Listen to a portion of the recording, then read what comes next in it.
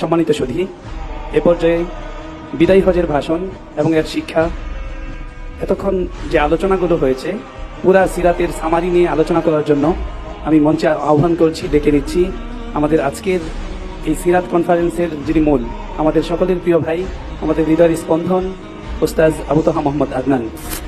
যে আল্লাহ রাব্বুল আলামিন এই মহাবিশ্ব সৃষ্টি করেছেন এবং এই মহাবিশ্বে নবী সাল্লাল্লাহু আলাইহি ওয়াসাল্লামের মতো উত্তম কোনো সৃষ্টি নাই। সুবহানাল্লাহ।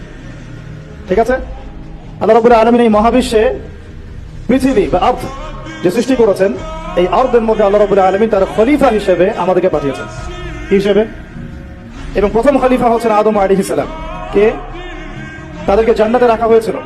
আদম আলাইহিস সালাম এবং মা হাওয়া আলাইহিস সালাম, তাদেরকে জান্নাতে রাখা হয়েছিল। আপনারা বিস্তারিত ঘটনা জানেন।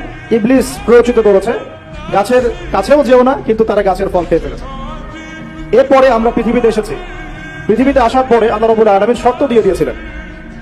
সূরা বাকারায় আপনারা পাবেন, কুল্লু হাবিতু মিনহা জামিআ, তোমরা সবাই পৃথিবীতে নেমে যাও। সবাই বলতে এখানে আদম আলাইহিস সালাম, হাওয়া আলাইহিস সালাম, ইবলিস যে সিজদা করে নাই, ফাসাজাদু ইল্লা ইবলিস।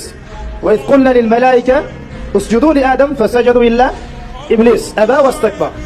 তো এই ইবলিস প্ররোচিত করে আমাদের পিতামাতাকে এই যে পৃথিবীতে পাঠিয়ে দেওয়া হলো।